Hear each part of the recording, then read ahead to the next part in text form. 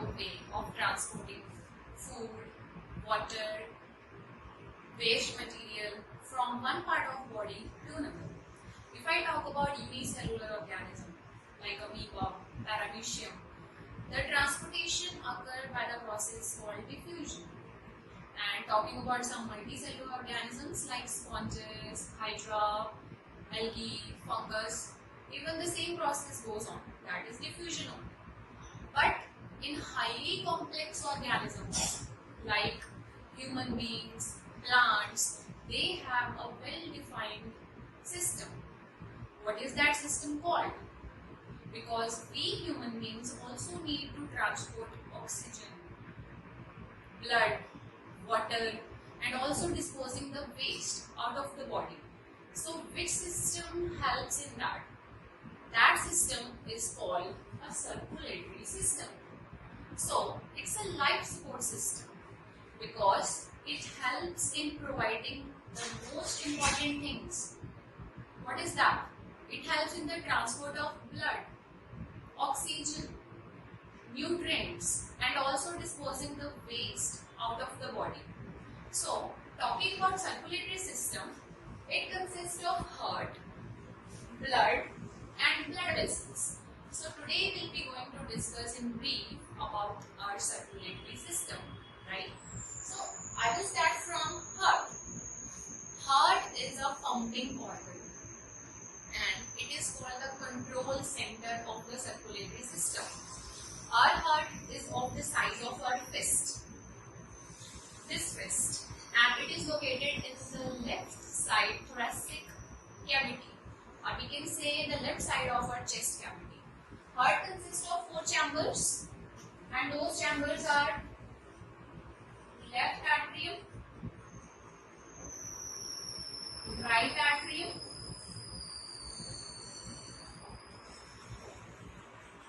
left ventricle, and right ventricle.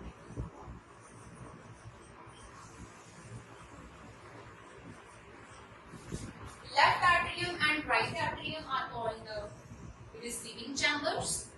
Left ventricle and right ventricle are called the distributing chambers. Left atrium receives the oxygenated blood from the lungs, right? And it then transfers that blood to the right atrium where it goes to the whole body. Where that blood is transferred to the whole body.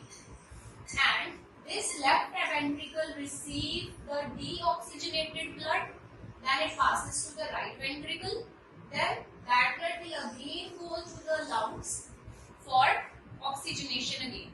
As that blood is deoxygenated, so it has to be oxygen rich again, so that blood is again transferred to the lungs. So you must be wondering which vessels are helpful in transporting that blood throughout the whole body. So those vessels are called blood vessels. What are those blood vessels? Blood vessels are arteries, veins, and capillaries. What are arteries? Arteries are red in color. Arteries carry oxygenated blood from heart to different parts of the body. They are thick. Why they are thick? As pressure of blood is high when it passes to the arteries.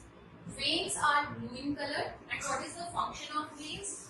Opposite of arteries. It helps in collecting the blood from the body and then again passes that blood to the heart. And this capillaries act as a passage between arteries and veins.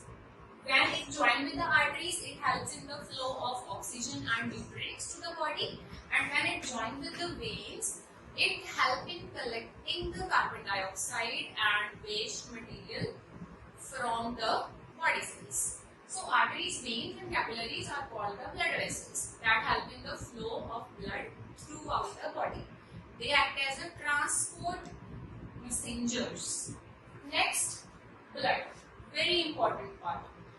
Blood consists of, I'll is a red colored viscous fluid, thick and non-sticky fluid. And blood is further divided into two parts. And what are those parts? Plasma and blood cells or corpuscles, or we can say corpuscles. What is plasma? Plasma is a yellow colored fluid that is present in the blood. What are the functions of plasma? Plasma, it helps in collecting the carbon dioxide and then passes to the lungs. One function. Second function, it also helps in collecting the waste, urea, from the body cells and then transporting it to the kidneys. So these are the two main functions of plasma. Next, so you know that bloods play a very important role. There are a lot of functions of blood. It helps in regulating the body temperature. It helps in fighting against all the infections and make our body disease free. So which cells play an important role in that? We will talk about it. Blood cells.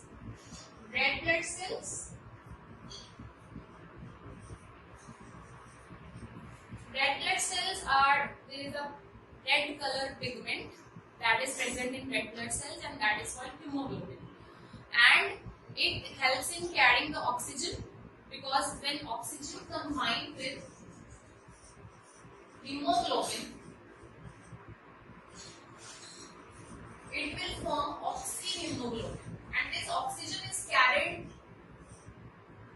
to the different body parts, to the different tissues wherever it is required, and it also helps in the digestion as well and respiration. So red blood cells help in making the blood in the body, hemoglobin level. Then white blood cells. White blood cells act as the soldiers for our body, because they help in providing immunity to fight with the infections, to fight with the diseases. As we know that in this time, corona time, immunity is the most important thing. So if we have enough white blood cells in our body, then we are more free from diseases, we are more healthy. So they act as the soldiers for our body. Last one is platelets. Platelets. We sometimes, when we get any injury, most of the times there is a blood flow in our body, in that area, injured area. So, but after some time, we observe that the blood flow has been stopped. So, why that blood stopped? Blood is stopped because the clot is formed over there.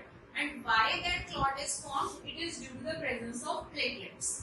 So, platelets help in the clotting of blood by stopping the flow of blood. So, that's all about the circulatory system, which consists of heart, blood and blood vessels, in which each and every part is dependent on each other. Without any one part, the circulatory system won't be complete. So, this is all about the functioning of circulatory system.